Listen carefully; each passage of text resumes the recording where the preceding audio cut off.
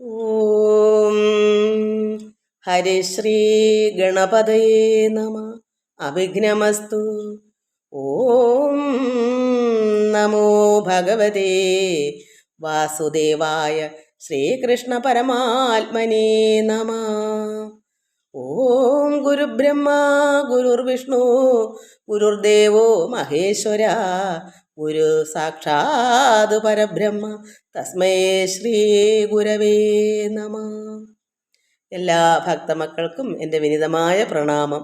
എല്ലാവരുടെയും കമൻസുകളെല്ലാം വായിച്ച് അടുത്ത ദിവസം എല്ലാവരുടെയും പേര് പറയാം. എല്ലാവർക്കും നമസ്കാരം. എല്ലാവർക്കും ശാന്തിയും സമാധാനവും എല്ലാ നന്മകളും ഉണ്ടാകണമെന്ന് പ്രാർത്ഥിക്കുന്നു. എല്ലാവരെയും ഭഗവാനിൽ അർപ്പിക്കുന്നു. ഓം ലോക സമസ്ത സുഖിനോ ഭവന്തു. നമുക്ക് ഭാഗവതം ആദ്യം നമുക്ക് അച്യുതാഷ്ടകം ചൊല്ലിയിട്ട് വായിക്കാം.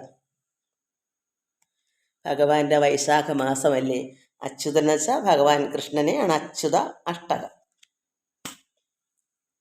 അച്യുതം കേശവം രാമനാരായണം കൃഷ്ണദാമോദരം വാസുദേവം ഹരിം ശ്രീധരം മാധവം ഗോപികാവല്ലഭം ജാനകീനായകം രാമചന്ദ്രം ഭജേ. അച്യുതം കേശവം രാമനാരായണം കൃഷ്ണദാമോദരം വാസുദേവം ഹരിം ശ്രീധരം മാധവം ഗോപികാവല്ലഭം ജാനകീനായകം രാമചന്ദ്രം ഭജെ. അച്യുതം കേശവം സത്യഭാമാധവം മാധവം ശ്രീധരം രാധികാരാധിതം ഇന്ദിരാമന്ദിരം ചേതസാ സുന്ദരം ദേവകീ നന്ദനം നന്ദനം സന്തതി. വിഷ്ണവേ ജിഷ്ണവേ ശംഖിനി ചക്രിണി രുക്മിണീ രാഗിണി ജാനകി ജാനയെ വല്ലഭീ വല്ലഭായാർച്ചിതായാത്മനി കംസവിധ്വംസിനി വംശിനി ദേ നമ. കൃഷ്ണ ഗോവിന്ദ ഹേ രാമനാരായണ ശ്രീപദേ വാസുദേവജിതാ ശ്രീനിധേ അച്യുതാനന്ദ ഹേ മാധവാധോഷജ ദ്വാരകാനായക ത്വൽപദാബ്ജം ഭജെ. രാക്ഷസശോഭിത സീതയാ ശോഭിതോ ദണ്ഡകാരണ്യ ഭൂപുണ്യതാ കാരണം ലക്ഷ്മണേനാന്വിതോ വാനരൈ സേവിതോ അഗസ്ത്യ സംപൂജിതോ രാഘവ പാതുമ.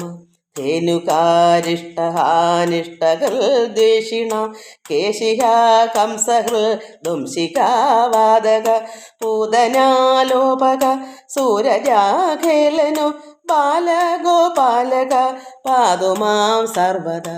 വിദ്യുദ്യോതവൽ പ്രസ്ഫുരദ്വാസനം പ്രാവിഡം ബോധവൽ പ്രോല്ലസദിഗ്രഹം വിന്യയാമാലയ ശോഭിതോരസ്ഥലം ലോഹിതാംഘ്രിദ്വയം വാരിജാക്ഷം ഭജെ. കുഞ്ചിതൈ കുന്തളൈ ഭ്രാജമാനനം രത്നമൗലിം ലസൽകുണ്ഡലം ഗണ്ഡയോ ഹാരകേയൂരകം കങ്കണം പ്രോജ്വലം കിങ്കിണീ മഞ്ജുളം ശ്യാമളം ദം ഭജെ. അച്യുതം കേശവം രാമനാരായണം കൃഷ്ണദാമോദരം വാസുദേവം ഹരിം ശ്രീധരം മാധവം ഗോപികാവല്ലഭം ജാനകീനായകം രാമചന്ദ്രം ഭജെ. ജാനകീനായകം രാമചന്ദ്രം ഭജെ. എല്ലാവർക്കും നമസ്കാരം. നമുക്ക് രാസക്രീഡയാണ് വായിച്ചുകൊണ്ടിരുന്നത്. ഭഗവാൻ കുഴലൂത് വൃന്ദാവനത്തിൽ കണ്ണൻ ഓടക്കുഴൽ ഊതിയപ്പോൾ ഈ ഗോപസ്ത്രീകളെല്ലാവരും മതിമറന്ന് എങ്ങനെയാ എന്ത് ജോലിയാ അവർ ചെയ്തത് അതെല്ലാം ഇട്ടുവച്ച് അവർ അവിടേക്ക് എവിടെ നാദം കേട്ടത് അവിടേക്ക് വിട്ട് ഓടിപ്പോയി. വീട്ടിലുള്ള എന്താ ചെയ്തുകൊണ്ടിരുന്ന കർമ്മങ്ങളെല്ലാം നിർത്തിവെച്ചു. പാലടുപ്പത്ത് അതെന്തായെന്നറിഞ്ഞില്ല, കുട്ടികൾക്ക് എന്താ ചെയ്തെന്നറിഞ്ഞില്ല. ഭർത്താവിന് രക്ഷ പതി ഭർത്താവ് പതിരക്ഷകൾ അതും വിട്ട് എല്ലാം മതി മറന്നു. എന്താ എടുക്കേണ്ടെന്ന് ഒന്നും പെട്ടിക്കകത്ത് സ്വർണ്ണാഭരണങ്ങളൊക്കെ എടുത്ത് വള കാലിലിട്ടു, കാലിൻ്റെ വള കയ്യിലിട്ടു, പിന്നെ കുണ്ഡലം മൂർധാവിൽ ധരിച്ചു, പിന്നെ അരയിൽ താലി എടുത്ത് അരയിൽ കെട്ടി. അങ്ങനെയൊക്കെ അവർ അത് എനിക്ക് അത്ഭുതമായിട്ട് തോന്നത്തില്ല. കാരണം നമുക്ക് ഇപ്പോഴും ഈ പ്രായത്തിലും ഭാഗവതമാണല്ലോ നമുക്ക് ഈശ്വരൻ, ഭഗവാൻ കൃഷ്ണൻ. ഭാഗവതം നമ്മൾ എടുക്കുമ്പോൾ ഭഗവാൻ കൃഷ്ണനെയാണ് നമ്മൾ കയ്യിലെടുത്ത് അത്രമാത്രം സന്തോഷവും സ്നേഹവും പ്രേമവും ആ ഭാഗവതത്തിലുണ്ട്. ആ വചനം, ഭഗവാന്റെ വചനം കേൾക്കുമ്പോൾ ഈ മതിമറപ്പ് നമുക്ക് ഇപ്പോഴും ഉണ്ട്. അടുപ്പത്തിരിക്കുന്ന പാലും ഒക്കെ കരിഞ്ഞ് കരിക്കുടുക്കയായാലും നമ്മൾ അറിയത്തില്ല. പെട്ടെന്ന് അല്പം നോക്കിയിട്ട് പെട്ടെന്ന് നോക്കാമെന്ന് കരുതും. പക്ഷേ ഇതിലോട്ട് മനസ്സ് വന്നാൽ പിന്നെ സർവ്വതങ്ങ് മറന്നു പോകും. ഭാഗവത്തെ 2 വരി അങ്ങോട്ട് വായിക്കുന്ന മുമ്പേ മറ്റെല്ലാ ചിന്തയും മറന്നു പോകുന്നു. പിന്നെ എന്ത് ചെയ്യും? അപ്പോൾ ഈ കുട്ടികളുടെ കാര്യം പറയണോ? എനിക്ക് തോന്നുന്നു അവർക്ക് കുറവാണ്, നമുക്കാ കൂടുതലെന്ന്. കാരണം മതിമറപ്പ്. ഭാഗവതം കാണുമ്പോൾ ഭഗവാന്റെ വചനം എന്നുള്ളത് നമ്മൾ ശ്രദ്ധിക്കുമ്പോൾ അത് അത്ര ആനന്ദമാണ്. അതുകൊണ്ടാണ്, ആ ആനന്ദം കൊണ്ടാണ് നമ്മളെല്ലാം മറന്നു പോണത്. ഈ ലോക ചിന്തയാണല്ലോ ഈ അരിയും കറിയും വേവുപ്പൊക്കെ. നമുക്കുള്ള മറ്റെല്ലാ വിഷയവും ഈ ലോക ജീവിതം അതെല്ലാം മറന്നു.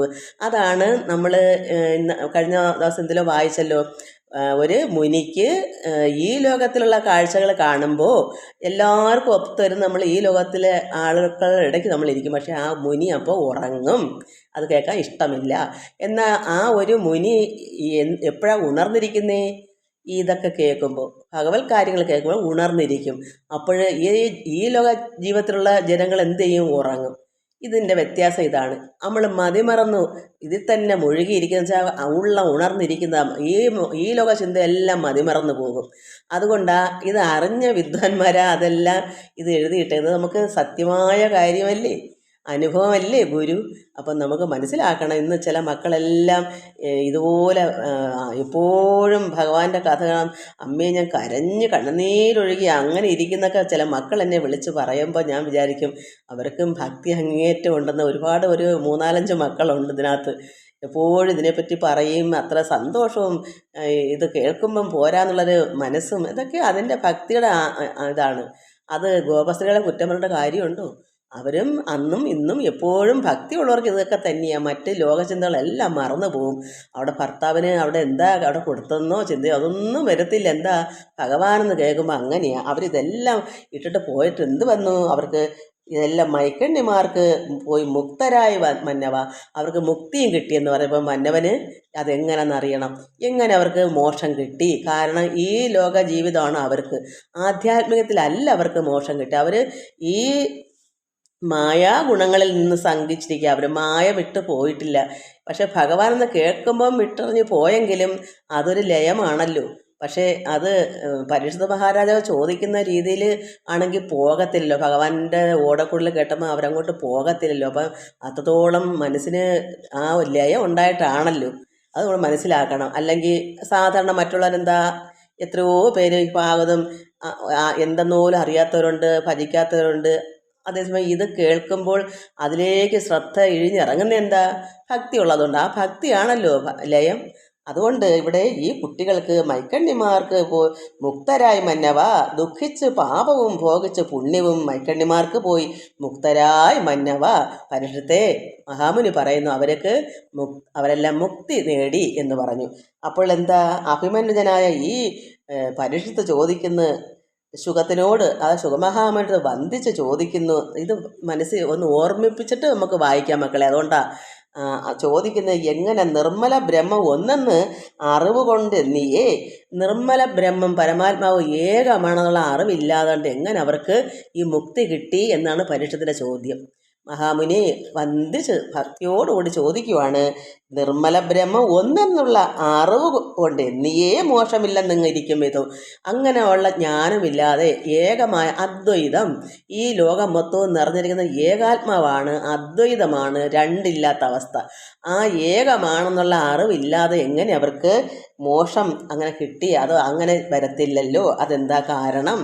അങ്കനമാർ മനം മായാഗുണങ്ങളിൽ സംഘിച്ച കൃഷ്ണനെ കാന്തനെന്നല്ലാതെ അവർക്ക് ഭഗവാൻ എന്താ ഒരു കാന്തനായിട്ടാണ് അവർ കാണുന്നത്. അങ്കനമാരുടെ മനം, ഈ കുട്ടികളുടെ മനസ്സ് മായാഗുണങ്ങളിൽ പെട്ടിരിക്കുക. ഈ കുട്ടികൾക്ക് മക്കള്, ഭർത്താവ്, പിന്നെ വീട്, ധനം എന്നുള്ള ചിന്തയിലിരിക്കുന്ന, അതിൽ സംഘപ്പെട്ടിരിക്കുന്നവരാണ് സാധാരണ ജനങ്ങളെ കൂട്ട്. കാരണം അവർക്ക് ആധ്യാത്മികമായ അറിവൊന്നും വന്നിട്ടില്ല. ഭഗവാനോടുള്ള സ്നേഹം, ഭഗവാൻ കുട്ടിനാളിലേ അവരോടൊപ്പം വളരുകയും ഭഗവാന്റെ മാഹാത്മ്യങ്ങൾ അവരറിഞ്ഞു വരുന്നു. ഭഗവാൻ എന്തൊക്കെയാ അത്ഭുതങ്ങൾ കാട്ടി. ഇങ്ങനെയുള്ള കുറേ എല്ലാവരും ഇപ്പം വിചാരിച്ചത് എന്താ, ഭഗവാൻ ജഗദീശ്വരനാണെന്ന് അവരെല്ലാവരും ഉൾക്കൊള്ളുന്നു. ഗർഗമഹാമുനി നാമകരണത്തിന് പറയുകയും ചെയ്തത് നാരായണൻ്റെ സമമാണ്, അതിന് തുല്യമാണ് എന്നൊക്കെ പറഞ്ഞപ്പോൾ, അത്ഭുതങ്ങളെല്ലാം കാണിച്ചപ്പോൾ എല്ലാവർക്കും ഭഗവാനോടൊരു ബഹുമാനവും സ്നേഹവും അത് പ്രേമവും ഭക്തിയൊക്കെ ഉണ്ട്. അത് കൂടി വരുന്നു. അപ്പോൾ അവർ ഭഗവാൻ അവർക്ക് വേണം, എനിക്ക് എൻ്റെ കൃഷ്ണനെ എനിക്ക് വേണമെന്നുള്ള ചിന്തയായി അവർക്ക്. അപ്പോൾ ആ സംഘം മറ്റേതെല്ലാം ഒഴിഞ്ഞൊഴിഞ്ഞ് വന്നിട്ടാണല്ലോ അത് വരുന്നത്. അപ്പോൾ അല്ലെങ്കിൽ പിന്നെ വീടും കൂടും അടുപ്പിൽ എന്താണെന്നുള്ള ചിന്തയില്ലാതെ മതിമറന്ന് പോയതെന്താ? അത് പ്രേമം കൊണ്ടല്ലേ, ഭക്തി കൊണ്ടല്ലേ, സ്നേഹമല്ലേ.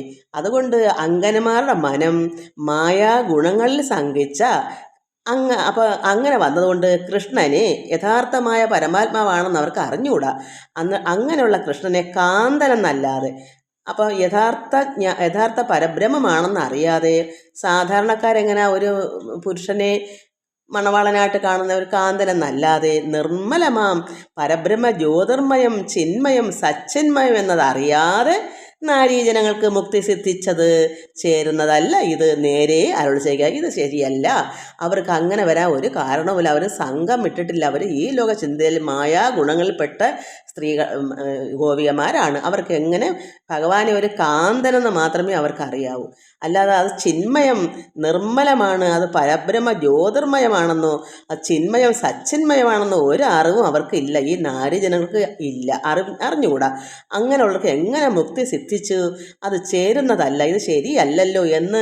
അതുകൊണ്ട് അത് യഥാർത്ഥം നേരെ പറഞ്ഞു തരൂ മഹാമുനി എന്ന് ആദരവോടും വന്ദിച്ച് ചോദിച്ചു ഈ പരീക്ഷത്ത് മഹാരാജാവ്. അപ്പോൾ എന്താ പറയുന്നത്? നമ്മൾ ഇന്നലെ വായിച്ചതാണ്, ഒന്നുകൂടെ ഓർമ്മിക്കുക. അപ്പോൾ ഏവം നൃപോക്തികൾ കേട്ട് മുനിവരൻ ഭാവസമ്മോദം കലർന്ന് ചൊല്ലിയിടിനാൻ. ഇത് ഇത്രയും ഈ രാജാവിൻ്റെ ഈ ചോദ്യം കേട്ടപ്പോൾ ശ്രീശുക മഹാമുനി ഭാവസമ്മോദം കലർന്ന് പറയുന്നു. എന്താ പറയുന്നേ? ഏതൊരു മാർഗമെന്നാലും മുകുന്ദനെ ചേതസി ചിന്തിക്കൽ മുക്തി വരുമെന്ന് മോദിച്ചു സപ്തമസ്കന്ധയെ പറഞ്ഞൊരു ചേതീശ മോഷം ഭവാൻ അറിഞ്ഞില്ലയോ? അതായത് ചേതീശൻ എന്ന് പറഞ്ഞാൽ ചേതി രാജാവായ ശിശുപാലൻ ഭഗവാനായിട്ട് വലിയ ശത്രുതയാണ്. ശിശുപാലന് കൊടുക്കണമെന്നായിരുന്നു രുക്മിണിയുടെ സഹോദരനായ രുക്മിക്ക് ആഗ്രഹം. പക്ഷേ ഇവിടെ ഭഗവാൻ കൃഷ്ണനെ തന്നെ രുക്മിണി പ്രാർത്ഥിച്ചിരുന്ന് കെട്ടിയത്, ഒരു സ്വയംവരം നടത്തിയത്. അപ്പോൾ അന്ന് ശത്രുക്കളാണ്. അപ്പോൾ ഭഗവാൻ അവസാനം ഈ ശിശുപാലനെ വധിക്കേണ്ടി വന്ന്, പക്ഷെ മോക്ഷം കൊടുത്തു. അപ്പോൾ അതാണ് ഇതിൽ പറയുന്നത്. ആ ചേതീശന് പോലും മോക്ഷം കിട്ടിയത്, ചേതീശ മോക്ഷം ഭവാൻ അറിഞ്ഞില്ലയോ? ആ ഭാഗം സപ്തമസ്കന്ധത്തിൽ വായിച്ചപ്പോഴേ ഇത് ശ്രീശുക മഹാമുനി പരീക്ഷത്തിന് പറഞ്ഞു കൊടുത്ത കാര്യങ്ങളാണ്. അത് ഓർമ്മയില്ലേ? അതുകൊണ്ട് ഏതൊരു വഴിയായാലും ഭഗവാനെ കൃഷ്ണ കൃഷ്ണ കൃഷ്ണ കൃഷ്ണ എന്ന് ദേഷിച്ചായാലും, അത് ശത്രുക്കളായാലും കംസനൊക്കെ എപ്പോഴും കൃഷ്ണൻ ആ ഒരു ചിന്തയേ ഉള്ളൂ. എപ്പോഴും ഭയത്തോടുള്ള ചിന്ത. അത് ഒരിക്കലും ഒരു ദിവസം 24 മണിക്കൂറുണ്ടെങ്കിൽ ഒരു 100 ഒട്ടെങ്കിലും കൃഷ്ണനെ പറ്റി ചിന്തിക്കും. അത് ആ മനസ്സ് മൊത്തം കൃഷ്ണനാണ്. അതുകൊണ്ട് ഏത് വഴിയായാലും, ശത്രുത്വമായാലും, സ്നേഹിച്ചാലും, മിത്രമായാലും, അത് പിതാവെന്ന രീതിയിലായാലും, പരമാത്മാവിൻ്റെ രീതിയിലായാലും, ഒരു മണവാളനായിട്ടായാലും, ഏത് വഴി, അതാണ് ഏതൊരു മാർഗമെന്നാലും, ഏതൊരു വഴിയിൽ കൂടി ആയാലും ഭഗവാനെ, അതായത് മുകുന്ദനെ ചേതസി മനസ്സിൽ ചിന്തിക്കിൽ മുക്തി വരുമെന്ന് മോദിച്ച് സപ്തമസ്കന്ധയെ പറഞ്ഞൊരു ചേതീശ മോക്ഷം ഭവാൻ അറിഞ്ഞില്ലയോ? അതുകൊണ്ട് ഏതൊരു വഴിയായാലും എപ്പോഴും ഭഗവാനെ മനസ്സിൽ ചിന്തിച്ചാൽ മതിയെന്നാണ്. കാരണം ഇത് പരമാത്മാവാണ്, സാധാരണ ഒരു പുരുഷനല്ല, മനുഷ്യനല്ല. ഭഗവാൻ അത് മനുഷ്യരൂപം എടുത്തു. ആ ശരീരം മാത്രമേ മനുഷ്യൻ്റെ രൂപമുള്ളൂ. ഉടയതമ്പുരാൻ പരമാത്മാവ്, 100% പരമാത്മാവാണ് കൃഷ്ണൻ. അപ്പോൾ ആ കൃഷ്ണൻ ലോകത്ത് ഈ സർവ്വ സൃഷ്ടി നടത്താൻ ഓരോരുത്തരെ ഏൽപ്പിച്ചേക്കുന്നെങ്കിലും ആ ചുവട്, ആ കാരണക്കാരൻ ആ പരമാത്മാവാണല്ലോ. ആ പരമാത്മാവിന് സൃഷ്ടി ചെയ്യാമെങ്കിൽ രക്ഷിക്കാനും ശിക്ഷിക്കാനും സംഹരിക്കാനും അവകാശമുണ്ട്. അപ്പോൾ എന്തുകൊണ്ടും എല്ലാം ഈ സാധാരണക്കാരെ കണക്കല്ല നമ്മൾ ചിന്തിക്കേണ്ടുന്നതാണ് ഏറ്റവും മനസ്സിലാക്കേണ്ടത്. പരമാത്മാവിനെ ഒരു മനുഷ്യനെ ഉപമയായിട്ട് തോന്നിക്കേണ്ട കാര്യമില്ല. ഭഗവാൻ ആ മനുഷ്യനല്ല. അതുകൊണ്ട് നമുക്ക് എല്ലാ ചുവടും പരമാത്മാവിൽ നിന്നാണ്. നന്മയും തിന്മയും ശിക്ഷയും രക്ഷയും എല്ലാം ചുവട് ഈശ്വരങ്ങളിൽ നിന്നാണ് വന്നേക്കുന്നത്. അവിടെ നിന്ന് ഇങ്ങോട്ട് മുന്നേ അവിടെ നിന്ന് തന്നെ ഉത്ഭവിച്ച് ഇങ്ങോട്ട് വന്നേക്കുന്നത്. അതുകൊണ്ട് ഇവിടെ എല്ലാ സർവ്വതും ഭഗവാൻ ഇവിടെ രൂപമെടുത്തതേ ഉള്ളൂ. എല്ലാം ചെയ്യാനുള്ള അവകാശമുണ്ട് ഇവിടെ. അതുകൊണ്ട് ഇവിടെ മണവാളനാവണമെങ്കിൽ എന്താവണമെങ്കിലും നമ്മൾ സ്നേഹിച്ച ഭഗവാൻ അങ്ങനെ നിന്നേ പറ്റൂ. മണവാളനായിട്ട് കാണണ്ട. അങ്ങനെ ഭഗവാന്റെ ഉള്ളിൽ സംഘമില്ല. പക്ഷേ നമുക്കങ്ങനെ ആണെങ്കിൽ നമ്മളങ്ങനെ ആയിക്കോ എന്നാണ് ഭഗവാൻ പറയുന്നത്. നമുക്ക് ഭഗവാനെ ഒരു മണവാളനായിട്ട് വേണോ? ആയിക്കോ. മകനായിട്ട് വേണോ? ആയിക്കോ. എന്ത് വേണമെങ്കിലും ചുവട് അവിടെ അല്ലേ. ഈ ലോകം മൊത്തവും ഏത് മണവാളനും അവിടെ നിന്നല്ലേ വന്നേക്കുന്നത്. ഇവിടെ ഇപ്പം നടരാജനാരാ? ആദ്യത്തെ നടൻ പരമശിവനാ. അതുപോലെ ഈ സർവ്വതും ചുവട് മൂല കാരണം അവിടുന്ന് തന്നെയാണ്. ആ കാരണം അവിടെ നിന്നാകുമ്പോൾ അവിടെ ഭഗവാനെ നമ്മൾ വേറൊരു ഭഗവാനില്ല, പരമാത്മാവ് വേറെ ഇല്ല, ഒന്നേ ഉള്ളൂ. അപ്പം നമുക്ക് മണവാളനായി തരാൻ നിന്നേ പറ്റൂ. വേറെ ആരും പകരം വയ്ക്കാൻ വേറെ ആരും തരാനില്ല. ഈശ്വരൻ മാത്രമേ ഉള്ളൂ, ഏകനാണ്. അതുകൊണ്ട് നമുക്ക് ഏത് ഭാവം എടുക്കാം, അതാണ് ഇവിടെ പറയുന്നത്. അപ്പം ഏതൊരു മാർഗമെന്നാലും ഭഗവാനെ, അതായത് മുകുന്ദനെ ചേതസി ചിന്തിക്കൽ മുക്തി വരുമെന്ന് മോദിച്ച് സപ്തമസ്കന്ധേ പറഞ്ഞൊരു ചേതീശ മോക്ഷം ഭവാൻ അറിഞ്ഞില്ലയോ. അവിടെ നമ്മൾ വായിച്ചിന് കണ്ടു വായിക്കാം. ഓം നമോ ഭഗവതേ വാസുദേവായ. ശ്രീകൃഷ്ണ പരമാത്മനേ നമ. ഏതൊരു മാർഗമെന്നാലും മുകുന്ദനെ ചേതസി ചിന്തിക്കിൽ മുക്തി വരുമെന്ന് മോദിച്ചു സപ്തമസ്കന്ധേ പറഞ്ഞൊരു ചേതീശമോക്ഷം ഭവാൻ അറിഞ്ഞില്ലയോ. പരീക്ഷത്തെ അവിടെ നിന്ന് അറിഞ്ഞിട്ടില്ലേ ഇങ്ങനൊരു സംഭവം? അന്ന് നമ്മൾ പഠിച്ചത് സച്ചിദാനന്ദ പരബ്രഹ്മ വസ്തുവാം അച്യുതനിൽ ഭക്തിമാർഗം പല വഴി എത്തുകിൽ ബ്രഹ്മോഭാവമായി നിന്നിടും ചിത്തത്തിൽ ഈശലുണ്ടാകേണ്ട നിർണയം. മനസ്സിലൊരു വിഷമവും വേണ്ട, ഒരു സംശയവും വേണ്ട. എന്താ? സച്ചിദാനന്ദ പരബ്രഹ്മ വസ്തുവാം അച്യുതനിൽ. അപ്പം ഭഗവാൻ മനുഷ്യനാണോ? സച്ചിദാനന്ദ പരബ്രഹ്മ വസ്തുവായിരിക്കുന്ന ഭഗവാൻ അച്യുതനാണ്. കൃഷ്ണൻ അതാണ്. കൃഷ്ണനല്ലാതെ ഒരു മർത്യനല്ല, മനുഷ്യനല്ല. രൂപം മാത്രമേ, ഈ വിഗ്രഹം മാത്രമേ മനുഷ്യരൂപമുള്ളൂ. ബാക്കി സച്ചിദാനന്ദ പരബ്രഹ്മ വസ്തുവാം അച്യുതനിൽ. ഇച്ഛയ ഇട്ടിട്ടാണ് ഇച്ഛയോ എന്ന് വായിക്കണം. വെറും ഈ സച്ചിയുടെ ഇച്ഛ അല്ല ഇവിടെ, ഇച്ഛയാണ്. അച്യുതൻ എന്ന് പറയണം, അച്ചു എന്ന് പറയില്ല, അച്ചു. അച്യുതനിൽ ഭക്തിമാർഗം പല വഴി എത്തുകിൽ. ഏത് വഴിയായാലും മതി. ശത്രുക്കളായിട്ടാണോ, മിത്രമായിട്ട് വേണോ, ഏത് രീതിയിലായാലും ഭഗവാനുള്ള ചിന്ത ഉള്ളിലുണ്ട്. അതുകൊണ്ടാണ് ശിശുപാലനായാലും കംസനായാലും മോക്ഷം കിട്ടിയത്. അതുപോലെ തന്നെ ഈ സ്ത്രീകൾക്ക് അവർ ഈ ലോക ജീവിതക്കാർ തന്നെയാണ്. പക്ഷേ അവർക്ക് അറിഞ്ഞുകൂടാ. ഭഗവാനും അവർ ധരിക്കുന്നത് മണവാളനാവാം. ഇവിടെ ഈ അവരുടെ കൂടെ അല്ലയോ വളരുന്നത്, അവിടെ അല്ലയോ സാധാരണ മനുഷ്യനൊക്കെ അല്ലയോ. പക്ഷേ ഒരുപാട് കാര്യങ്ങളൊക്കെ അത്ഭുതങ്ങളൊക്കെ നിറവേറ്റിയതുകൊണ്ട് അവർക്ക് അറിയാം മഹാനാണ്, പിന്നെ പരമാത്മാവാണെന്ന് അറിയില്ലെങ്കിലും ജഗദീശ്വരനാണെന്ന് എല്ലാവരും അറിയുന്നു. ഭഗവാൻ ഓരോരോ കർമ്മങ്ങളോടെ ചെയ്തപ്പോൾ എല്ലാവരും പറയുന്നത് ഭഗവാൻ കണ്ണൻ ജഗദീശ്വരനെന്ന് എല്ലാവരും മനസ്സിലാക്കുന്നു. അപ്പോൾ അവർക്ക് കൂടുതൽ ഭഗവാനോട് ആകാംക്ഷ അത്രമാത്രം ഉണ്ട്. അതുകൊണ്ട് ഭഗവാൻ ഇവിടെ അച്യുതൽ ഭക്തിമാർഗം പല വഴി. ഭക്തിമാർഗം വെച്ചാൽ ഭക്തി മാർഗം പല രീതിയിലുണ്ടെന്നാണ് ആ മഹാമുനി ശ്രീ പരീക്ഷത്തിനോട് പറഞ്ഞു കൊടുക്കുന്നത്.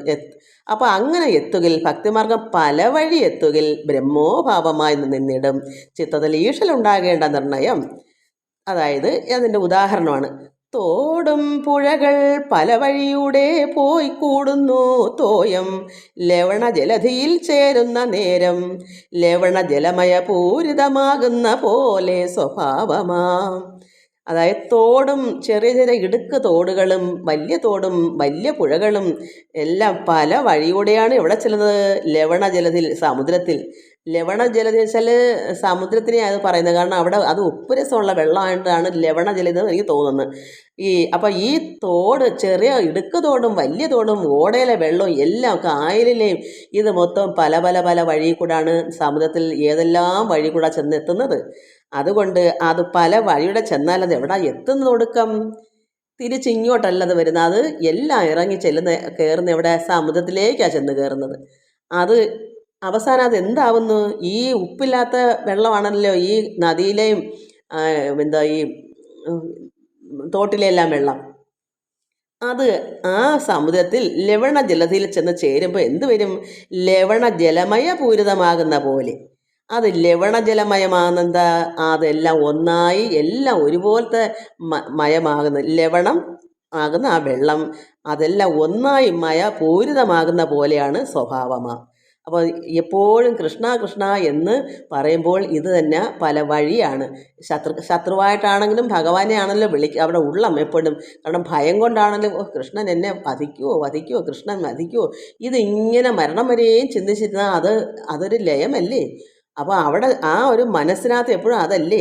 അതുപോലെ ഈ സ്ത്രീകൾ എപ്പോഴും കൃഷ്ണനുള്ള ചിന്തയാണ്. അതുകൊണ്ടാണല്ലോ മതിമറന്ന് ഓടിയത്. ആ മതിമറപ്പിനകത്ത് തന്നെ അത്രമാത്രം ലയം ഉണ്ടല്ലോ. മറ്റെല്ലാം മറക്കുമ്പോൾ അതിൻ്റെ അർത്ഥം എന്താ? ഭഗവാൻ പരമാത്മാവെന്ന് അറിഞ്ഞുകൂടാ, എങ്കിലും കൃഷ്ണനിൽ ലയിക്കുന്നുണ്ടല്ലോ അവർ. കൃഷ്ണൻ സാധാരണ ഒരു മനുഷ്യനാണെന്ന് അവർ ചിന്തിക്കുന്നു. പക്ഷേ എന്നാലും അതിൽ ലയം വരുന്നു. പരമാത്മാവാണെന്ന് അറിയുന്നില്ല, ഏകത്വമാണെന്ന് അറിയുന്നില്ല. പക്ഷെ അവർ പരിപൂരിതമാകുന്നു. ഈ ലവണജല മയപൂരിതമാകുന്നത് പോലെ ഈ സ്ത്രീകളുടെ അല്ലെങ്കിൽ ഈ കംസൻ്റെ അല്ലെങ്കിൽ ഈ ശിശുപാലൻ്റെയൊക്കെ മനസ്സ്, ഈ സ്വഭാവം അങ്ങനെ എത്തുന്നു. അതുകൊണ്ട് ഇതൊക്കെ അതാണ് സംഭവം എന്ന് പറഞ്ഞിട്ട് നിൽക്കാവ. ഇത്രയേ അവിടെ പറഞ്ഞിട്ടുള്ളൂ. ഇനി അതിൻ്റെ ബാക്കി നമുക്ക് നേരത്തെ ഈ കുട്ടികളെല്ലാം ഭഗവാന്റെ അടുക്കലേക്ക് ഓടി, അതിനെപ്പറ്റി ഇനി പറയാൻ പോകുന്നത്. പക്ഷെ ഭഗവാന്റെ അടുക്കലേക്ക് ഒരു വളയും മാലയും കമ്മലും എല്ലാം തിരിച്ചും പിരിച്ചും എല്ലാം ഇട്ടിട്ട് ഭഗവാന്റെ അടുക്കലേക്ക് പോയി. അതാണ് ഇനി പറയാം. അപ്പം ഇവിടുത്തെ ഇത്രയും മനസ്സിലായല്ലോ. പല വഴിയുടെ ഏത് വഴിയായാലും ഒടുക്കം ചെന്ന് എത്തുന്നത് എവിടെയാ? സമുദ്രത്തിലാണ്. അതുപോലെ തന്നെയാണ് ഏത് മാർഗം സ്വീകരിച്ചാലും, പ്രേമമാകുന്ന ഭക്തിയായാലും, മണവാളനുള്ള സ്നേഹമായാലും, ശത്രുക്കളുടെ വിരോധം കൊണ്ടായാലും മനസ്സെപ്പോഴും കൃഷ്ണ എന്നാണല്ലോ. അതുകൊണ്ട് മഹാമുനി പറയുന്നു, ഏത് വഴിയായാലും ഒടുക്കം ചെന്നെത്തുന്നത് എവിടെയാ? സമുദ്രത്തിലാണ്. അപ്പോൾ അതിലാണ് ലയം പ്രാപിക്കുന്നത്. എന്താ ലയം? തോട്ടിലെയും ആറ്റിലെയും വെള്ളം സമുദ്രത്തിലെ വെള്ളമായിട്ട് ചേർന്ന് ലയിച്ച് മാറുമ്പോൾ പിന്നെ തോട്ടിലെ വെള്ളം തിരിച്ചെടുക്കാൻ ഒക്കത്തില്ല. ഈ ഉപ്പുരസം, ലവണങ്ങൾ എല്ലാം ഒന്നായങ്ങ് മാറുന്നു. അവിടെ പിന്നെ തോട്ടിലെ വെള്ളം പ്രത്യേകം അവിടെ അങ്ങ് നിൽപ്പില്ല. ഈ മറ്റേ വെള്ളത്തിനോടങ്ങ് ചേർന്ന് ലയിച്ചു കഴിഞ്ഞു. അപ്പോൾ പിന്നെ അവിടെ എല്ലാം ഒന്നായി മാറി. അതാണ് ഇവിടെ അദ്ദേഹം പറഞ്ഞു കൊടുക്കുന്നത്. അതുകൊണ്ട് ഇവിടെ ലവണ ജലമയം പൂരിതമാകുന്ന പോലെയാണ് ഈ സ്വഭാവം. അതുകൊണ്ട് ഈ പരീക്ഷിത് മഹാരാജൻ ഇത് പറഞ്ഞു കൊടുക്കുക. നമുക്കും ഇത് മനസ്സിലാക്കാനാണ് ഞാൻ ഇത്രയും വിവരമായിട്ട് പറയുന്നത്. എനിക്ക് അറിഞ്ഞുകൂടെങ്കിലും എൻ്റെ അറിവിനൊത്ത് ഞാൻ പറയുന്നത് എന്താ, എല്ലാവരും ഇത് മനസ്സിലാക്കണം. ഇതാണ് സംഭവം. ഇതൊക്കെ നിൽക്കട്ടെ, ഇത്രയും പറയട്ടെ. അത് തീർന്ന് അതിനിടയ്ക്ക് കൂടെ ചോദിച്ചോണ്ട് എങ്ങനെ ഒരു മോഷം അവർക്ക് കിട്ടി എന്ന് ചോദിച്ചൊരു ഉത്തരമാണ് പറഞ്ഞവിടെ നിൽക്കാവ. അവിടെ നിർത്തിയിട്ട് ഇനി കൃഷ്ണൻ്റെ അരികത്തേക്ക് ഇത് അവർ ഓടിയല്ലോ. ഭർത്താവിന് കൊടുക്കേണ്ടതും കളഞ്ഞ്, അടുപ്പിലെ പാലും കളഞ്ഞ്, എല്ലാം ഇട്ടെറിഞ്ഞിട്ടൊരു പോക്കങ്ങ് പോയി. കൃഷ്ണനരികത്ത് ഗോപിമാരൊക്കവേ വന്നതു കണ്ടു മുകുന്ദനും മന്ദഹാസം ചെയ്തു ചൊന്നാനിവിടെ ഇന്ന് ഒന്നിച്ചു വന്നതിനെന്തു മൂലം നിങ്ങൾ? എന്താ നിങ്ങളിങ്ങനെ എല്ലാവരോടും ഒന്നിച്ചു വിടയ്ക്കാനുള്ള കാരണം? മൂലം ഒന്നിച്ചു വന്നതിന് എന്ത് കാരണം? ഈ എന്ത് മൂലം കാരണം? നിങ്ങൾ എന്താ ഇങ്ങനെ? ഭഗവാൻ മന്ദഹാസത്തോടെ ചോദിക്കുന്നത്. ഭഗവാന്റെ കുഴൽനാദം കേട്ടിട്ടാണെന്ന് ഭഗവാൻ ഉള്ളിൽ അറിയാം. ഗോവസ്ത്രീകൾ അടങ്ങിയിരിക്കത്തില്ലെന്നും ഭഗവാൻ അറിയാം. ഭഗവാൻ ആരാള്? അതാ ഇന്നലെ ഞാൻ പറയാം, കൊച്ചു കള്ളനാണെന്ന്. എല്ലാവരുടെയും മനസ്സിനെ കവർന്നെടുത്ത ചോരനല്ലേ. അതുകൊണ്ടാണ് ഞാൻ പറയാം, എല്ലാവരുടെയും ആകർഷിച്ചും എടുക്കും ഭഗവാൻ. പരമാത്മാവല്ലേ. എന്താ വർണ്ണിക്കാനുള്ള? എനിക്കൊന്നും പറയാൻ, ഭഗവാനെ പറ്റി ഒന്നും വർണ്ണിക്കാൻ നമുക്ക് ആളല്ലല്ലോ. നമുക്ക് എന്തെങ്കിലും സന്തോഷിച്ച് ചിരിക്കാനേ പറ്റൂ. എന്നെല്ലാം മായകളാ കണ്ണം കാട്ടുന്നതെന്ന്. അപ്പോൾ അതുകൊണ്ട് ഭഗവാൻ മന്ദഹാസത്തോടു കൂടി തന്നെ അവിടെ ചെന്ന്, നിങ്ങൾ എന്താണ് എല്ലാവരും ഇങ്ങനെ ഒന്നിച്ചിവിടേക്ക് വരാനുള്ള കാരണം? എന്നാൽ ഇനി എന്ത് വേണ്ടത് ചൊല്ലുവിന്? നിങ്ങൾക്ക് എന്താ വേണ്ടത് അത് പറയുമെന്ന്. ഇത്രയും പേരോടെ ഒന്നിച്ചിങ്ങനെ എല്ലാവരും ഒന്നിച്ച് വരാനുള്ള കാരണം എന്താ? നിങ്ങൾക്ക് ഇനി എന്താ വേണ്ടുന്നത് അത് പറയൂ. നന്നായി നിങ്ങൾ ഇവിടേക്ക് വന്നതും എന്താ കാരണം? നിങ്ങളുടെ വന്നത് എന്താ? ഭഗവാൻ ചോദിക്കുന്നത്, നിങ്ങളുടെ ഇവിടേക്ക് വന്നത് ഘോര മഹാവനമാം, ഇതിലേറ്റവും ക്രൂര ജന്തുക്കളുമുണ്ട് പലതരം. ഈ വനത്തിൽ നിങ്ങൾ ഇവിടേക്ക് വന്നത് നന്നായി. ഇവിടെ അതിഭയങ്കരമായ വനമാണ്, ഘോര വനമാണ്. ഇവിടെ വലിയ വലിയ ക്രൂരമായ ജന്തുക്കളുമുണ്ട്, പലതരത്തിലുള്ള ജന്തുക്കളുണ്ട്. പാരം നിശീഥിനിയായി ചമഞ്ഞത്. ഇവിടെ രാത്രിയുമായി ഒരു സന്ധ്യ കഴിഞ്ഞിട്ട് അവർ അവിടെ നിന്ന് വിട്ടടിച്ച് ഓടുന്നത്. എല്ലാം മതിമറന്നാണ് ഓടിയേക്കുന്നത്. ഇവിടെ രാത്രിയാണെന്ന് പോലും അവർക്ക് അറിയാൻ വയ്യ. സന്ധ്യ കഴിഞ്ഞാൽ നമ്മൾ വീട്ടിൽ നിന്ന് വെളിയിൽ ഇറങ്ങുന്ന കാലമാണോ? ഇപ്പോഴെല്ലാവരും എല്ലായിടവും കറങ്ങും, ആണെന്നില്ല പെണ്ണെന്നില്ല, സർവ്വടത്ത് എല്ലാവരും ഏത് സമയവും അങ്ങ് റോഡിലൊക്കെ ചാടും. പക്ഷെ നമ്മുടെയൊക്കെ കാലത്ത് ഉണ്ടോ ആരെങ്കിലും സന്ധ്യ കഴിഞ്ഞാൽ വീട്ടിൽ നിന്ന് ഇറങ്ങുമോ? പ്രത്യേകിച്ച് പെണ്ണുങ്ങൾ. അതുകൊണ്ട് ഇവിടെ പറയുന്നു, നിങ്ങൾ ഘോര മഹാവനമാം, ഇതിൽ ഏറ്റവും ക്രൂര ജന്തുക്കളുമുണ്ടോ പലതരം. പാരം നിശീഥിനിയായി ചമഞ്ഞിതു പാരാതെ പോകാ, ബന്ധുക്കൾ തിരഞ്ഞിടും. നിങ്ങൾ പെട്ടെന്ന് തന്നെ വീട്ടിലേക്ക് പോകൂ. നിങ്ങളുടെ ബന്ധുക്കൾ തിരച്ചിലിടും. എന്നുവെച്ചാൽ വെച്ചാൽ തിരക്കി വരും, നിങ്ങൾ അന്വേഷിക്കും. അവിടെ ഇവിടെ ഇവിടെ നിശീഥിനിയായി രാത്രി, നിശീഥിനി രാത്രി. ഇവിടെ രാത്രിയായി ഘോര ജന്തുക്കളുള്ള വനമാണിത്. നിങ്ങൾ അതുകൊണ്ട് നിങ്ങളുടെ ബന്ധുക്കളെ തിരക്കി വരുന്നതിന് മുന്നേ നിങ്ങൾ അവിടേക്ക് പോകൂ. എങ്കലേ സ്നേഹേന വന്നിതെന്നാകിലും മംഗമാരേ, നിങ്ങൾ ചിത്തത്തിലൊക്കെയും പുത്രമിത്രാദി വർഗങ്ങളിൽ ഏറ്റവും ചിത്തം രമിച്ചിരിക്കുന്നത്. അതുകൊണ്ട് ഭർത്തൃ ശുശ്രൂഷണം ചെയ്വിനിങ്ങ് അങ്ങ് പോയി ഭർത്താവ് ദൈവം തരുണിമാർക്കൊക്കെയും. ഭഗവാൻ പറഞ്ഞു, നിങ്ങൾ മംഗമാരെ സുന്ദരിമാരെ, നിങ്ങൾക്ക് എന്നോട് സ്നേഹം ഉണ്ട്. എങ്കിലേ സ്നേഹേന വന്നിതെന്നാഗ്രഹം, എന്നോടുള്ള സ്നേഹം കൊണ്ടാണ് നിങ്ങൾ വന്നത്. എങ്കിലും സുന്ദരിമാരെ മംഗമാരെ, നിങ്ങൾ ചിത്തത്തിലൊക്കെയും എന്താണ് നിങ്ങളുടെ മനസ്സിൽ? പുത്ര മിത്രാദി വർഗങ്ങളിൽ ഏറ്റവും ചിത്തം രമിച്ചിരിക്കുന്നത്. അതുകൊണ്ട് നിങ്ങളുടെ ഉള്ളത്തിൽ ചിത്തത്തിൽ എന്താ നിങ്ങളുടെ ഉള്ളിൽ കൂടുതലും നിങ്ങൾക്ക് ആഗ്രഹം? എന്നോട് സ്നേഹമുണ്ട്, അതുകൊണ്ടാണ് നിങ്ങളോട് വന്നത്. എങ്കിലും നിങ്ങളുടെ ഉള്ളത്തിൽ പുത്ര മിത്ര, നിങ്ങളുടെ മക്കളും കുട്ടികളും വർഗങ്ങളും പിന്നെയോ ഇങ്ങനെ എല്ലാവരും ഭർത്താവും ചിത്തം ഏറ്റവും രമിച്ചിരിക്കുന്നത് നിങ്ങളുടെ ഉള്ളത്തിൽ പുത്രമിത്രങ്ങളല്ലേ? നിങ്ങളുടെ വീടും കൂടുമൊക്കെ അല്ലേ നിങ്ങളുടെ ചിത്തത്തിൽ ഉള്ളത്? പുത്രമിത്രാദി വർഗങ്ങളിൽ ഏറ്റവും ചിത്തം രമിച്ചിരിക്കുന്നത്. അതുകൊണ്ട് ഭർത്തൃ ശുശ്രൂഷണം ചെയ്യുവിനെന്ന് അങ്ങ് പോയി ഭർത്താവ് ദൈവം തരുണിമാർക്കൊക്കെയും, സ്ത്രീകൾക്ക് അവരുടെ ഭർത്താവാണ് ദൈവം. അതുകൊണ്ട് നിങ്ങൾ നിങ്ങളുടെ വീട്ടിലേക്ക് പോകൂ. നിങ്ങൾക്ക് എന്നോട് സ്നേഹേന വന്ന്, എന്നോടുള്ള സ്നേഹം കൊണ്ട് നിങ്ങൾ വന്നു. എങ്കിലും മംഗമാരെ, നിങ്ങൾ ചിത്തത്തിലൊക്കെയും നിങ്ങളുടെ മനസ്സിൽ എന്താ ഉള്ളത്? പുത്രമിത്രാർത്ഥ അങ്ങനെയുള്ള നിങ്ങളുടെ വീടും കൂടും മക്കളും ഭർത്താവെന്നുള്ള ചിന്തയല്ലേ ഏറ്റവും രമിച്ചിരിക്കുന്നത്. അതുകൊണ്ട് നിങ്ങൾ ഭർത്തൃ ശുശ്രൂഷണം ചെയ്യുക. നിങ്ങൾ പോയി നിങ്ങളുടെ ഭർത്താവിനെയൊക്കെ നോക്കി അവിടെ വീട് ഗൃഹങ്ങളെല്ലാം എങ്ങനെയാണെന്ന് വെച്ചാൽ അത് നന്നായി ശുശ്രൂഷ പാലിക്കൂ. ഭർത്താവ് ദൈവം തരുണിമാർക്കൊക്കെ, സ്ത്രീകൾക്ക് അവരവരുടെ ഭർത്താവാണ് ദൈവം. അതുകൊണ്ട് നിങ്ങൾ നിങ്ങളുടെ വീട്ടിൽ തന്നെ പോയി ഭർത്താവിനെ രക്ഷിച്ചിരിക്കൂ എന്ന് പറഞ്ഞു. ഭർത്താവിനെ വെടിഞ്ഞ് അന്യനെ കൈക്കൊള്ളുകിൽ എത്രയും നിന്ദ്യം വിധിമതമല്ലല്ലോ. ഭഗവാൻ വീണ്ടും പറയുന്നു, ഈ ഭർത്താവിനെ വെടിഞ്ഞ് അന്യനെ കൈക്കൊള്ളും. ഇവിടെ സാധാരണ ഒരു പുരുഷൻ എന്നുള്ള രീതിയിലാണ് ഈ സ്ത്രീകൾ വന്നതുകൊണ്ട് ഇവിടെ അന്യനെന്ന് പറയുന്ന ഭഗവാനെ തന്നെ പറയുക. നിങ്ങൾ നിങ്ങളുടെ ഭർത്താവിനെ വെടിഞ്ഞിട്ട് കളഞ്ഞിട്ട് നിങ്ങൾ ഇവിടേക്ക് വന്ന് ഈ രാത്രിയിലാ പോരെങ്കിൽ ഇങ്ങനെ വന്ന് അന്യനെ, അത് കൃഷ്ണൻ അന്യനല്ലേ? സ്വന്തം ഭർത്താവ് വീട്ടിലുള്ളപ്പം അന്യ പുരുഷനെ തേടി ഇവിടെ വന്നാൽ എന്താ അത്? എത്രയും നിന്ദ്യം, അത് വിധിമതമല്ലല്ലോ, ഇത് യഥാർത്ഥമായ ശരിയല്ലല്ലോ, ഇത് വിധിയല്ല, ഇത് നിന്ദ്യമാണ്, ഇത് കൊള്ളരുതാത്തതാണ്. അതുകൊണ്ട് നിങ്ങൾ പെട്ടെന്ന് നിങ്ങളുടെ വീട്ടിലേക്ക് പോകൂ. കേൾക്കുകയും കാണുകയും ധ്യാനിക്കുകയും ചെയ്യിൽ മേൽക്കുമേൽ ഭക്തിയും എന്നിലുണ്ടായി വരും. ഭഗവാനിൽ ഭക്തി വർദ്ധിക്കും. എപ്പോഴും ഭഗവാന്റെ കാര്യങ്ങൾ കേൾക്കുകയും കണ്ടുകൊണ്ടിരുന്നാലും ധ്യാനിക്കുകയും ചെയ്യിൽ മേൽക്കുമേൽ വർദ്ധിച്ച് വരും ഭക്തി എന്നിലുണ്ടായും. ഭഗവാനിൽ ഭക്തിയൊക്കെ ഉണ്ടാകും. എപ്പോഴും ഒന്നിച്ചിരുന്നതെന്നാകിൽ അങ്ങ് അല്പമായി വന്നു പോവും ഭക്തി. അതിനാലേ ഇപ്പോഴേ പോവൻ മടിയാതെ എന്നെല്ലാം ഉൽപ്പല നേത്രവാക്യം കേട്ടു നാരിമാർ ഉൾപ്പൂവത് ഉഷ്ണിച്ചു കണ്ണുനീർ വാർത്തുടൻ. അപ്പോൾ ഭഗവാൻ പറഞ്ഞു, കാണുകയും കേൾക്കുകയും ധ്യാനിക്കുകയൊക്കെ ചെയ്താൽ മേൽക്കുമേൽ എന്നിൽ ഭക്തി ഉണ്ടായി വരും. എപ്പോഴെന്നാൽ ഒന്നിച്ചിരുന്നാൽ എന്ത് വരും?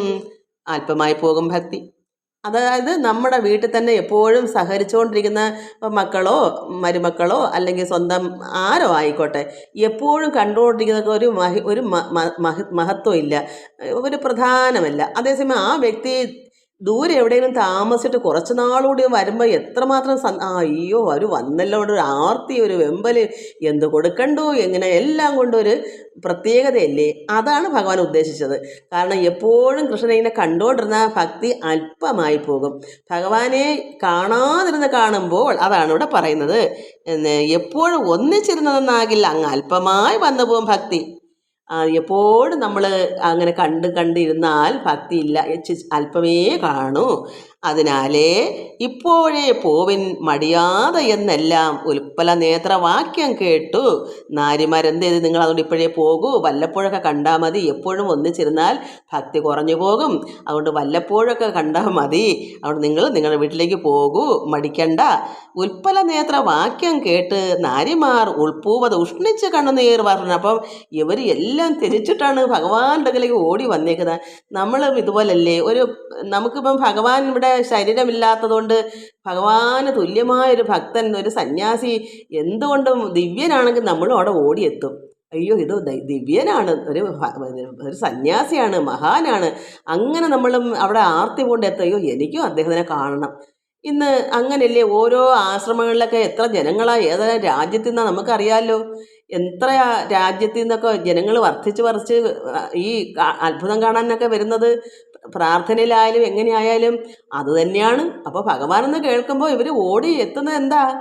അത്ഭുതം ഉള്ളതുകൊണ്ടാണ്, ഭഗവാനുടെ മഹിമ കാണിക്കുന്നു. അപ്പോൾ അതിനനുസരിച്ച് ഇവർക്കെല്ലാം ഭക്തിയും വർദ്ധിക്കുന്നു, പ്രേമവും കൂടുന്നു, കണ്ണനെ എനിക്ക് വേണം എനിക്കുള്ള ആർത്തിയും വരുന്നു. അതുകൊണ്ട് ഈ ഭഗവാൻ പറഞ്ഞ് നിങ്ങൾ മടിക്കാതെ പോകൂ, എപ്പോഴും കണ്ടുകൊണ്ടിരുന്നാൽ ഭക്തി അല്പമായി പോകും. അതുകൊണ്ട് യഥാർത്ഥ ഭക്തി വേണമെങ്കിൽ മാറി തന്നെ കഴിയണം. അതുകൊണ്ട് ഈ വാക്ക് കേട്ടപ്പോൾ ഈ നാരിമാർ ഉൾപ്പൂവത് ഉഷ്ണിച്ച് കണ്ണുനീർ വാർത്തു. ചൂടായി ദേഹം അത്ര വിഷമം പിടിച്ചു. അവിടെ അവർക്ക് അത്ര വിഷമം വന്നപ്പോൾ കണ്ണുനീർ ഒഴുകി. അപ്പോൾ കണ്ണുനീർ വാർത്തുടൻ അപ്പോഴേ ചിൽപ്പുമാൻ നിസ്സംഗനാം പരൻ. ഭഗവാൻ നിസ്സംഗനാണ്. നമുക്ക് പ്രേമമുണ്ട്, നമുക്ക് ഭഗവാന് വേണം, ഒട്ടിയിരിക്കാം. പക്ഷെ ഭഗവാന് ആരോടും സംഘമില്ല. നമ്മളെല്ലായിടും അതല്ലേ വായിക്കും. ഭഗവാൻ പരമാത്മാവാണ്. പരമാത്മാവ് ആരോടും സംഘമില്ല എന്ന് പറയാൻ ഭഗവാൻ അങ്ങനെ ഒരു കർമ്മമൊന്നും ഇല്ല. ഇവിടെ ശരീരം നമുക്ക് വേണ്ടി എടുത്തു വന്നതുകൊണ്ട് കർമ്മം ചെയ്യുന്നു. ഈശ്വരൻ പരബ്രഹ്മമൂർത്തിയാകുന്ന ആ പരബ്രഹ്മ വസ്തുവിന് യാതൊരു കർമ്മം ചെയ്യിക്കുന്നതാണ്. ആരെ കൊണ്ടാ? സ്വന്തം ഭാര്യയായ പ്രകൃതിയെ കൊണ്ട്. പ്രകൃതി മഹാമായയാണ് ഇവിടെ കർമ്മം ചെയ്യുന്നത്, ഓരോരുത്തരെ കൊണ്ട് ചെയ്യിക്കുന്നത്. നമുക്കിപ്പം പ്രധാനമന്ത്രി, മറ്റ് താഴേക്ക് എത്ര ഉപമന്ത്രിമാരും ഒക്കെ ഉണ്ട് ഓരോ കർമ്മങ്ങൾ ചെയ്യാൻ. അതുപോലെ തന്നെയാണ്. അപ്പോൾ ഇവിടെ പറയുന്നു, നിങ്ങൾ ഉൾപ്പൂവത് ഉഷ്ണിച്ച് കണ്ണുനീർ വാർപ്പം ഭഗവാൻ അപ്പോഴേ ചിൽപ്പുമാൻ. ഭഗവാൻ എന്ത് ചെയ്തു? നിസ്സംഗനായിരിക്കുന്ന ഭഗവാൻ, ആരോടും ഒരു സംഘവും ഒരു ചേരലും ഇല്ലാത്ത പരൻ കേശവൻ കൃഷ്ണൻ തൻ കരം കൊണ്ട് അവർ കണ്ണുനീർ ആശ തുടച്ചത് നേരത്ത് ഭഗവാൻ എന്ത് ചെയ്ത്? ഭക്തന്മാർ, ഇവിടെ ഭക്തി ഉണ്ടല്ലോ അവർക്ക്. ഒരു ഭക്തൻ വിഷമിച്ച് കരഞ്ഞാൽ അത് നമുക്ക് കുചേലനെ കൊണ്ട് തന്നെ നമുക്കറിയാം. ഭഗവാൻ എത്ര സ്നേഹമാണ് കുചേലനോട് കാണിക്കുന്നത്. അദ്ദേഹത്തിൻ്റെ വിഷമം കാണുമ്പോൾ ഭഗവാനും കരയും. ഭക്തൻ അങ്ങനെയാണ്, വിഷമിച്ചാൽ ഭഗവാനും ആ സങ്കടം ഉണ്ടാവും. അത് സംഘം ഉണ്ടായിട്ടല്ല, അത് ഭഗവാന്റെ ഒരു നിർമ്മലമായ പരിശുദ്ധമായ അത്രയ്ക്ക് ലോലമാ ഭഗവാന്റെ ഹൃദയം. അതുകൊണ്ടാണ്. അപ്പോൾ ഈ കുട്ടികൾ കരഞ്ഞപ്പോൾ ഭഗവാൻ അത് കണ്ണുനീരൊക്കെ തുടച്ചു കൊടുത്തു.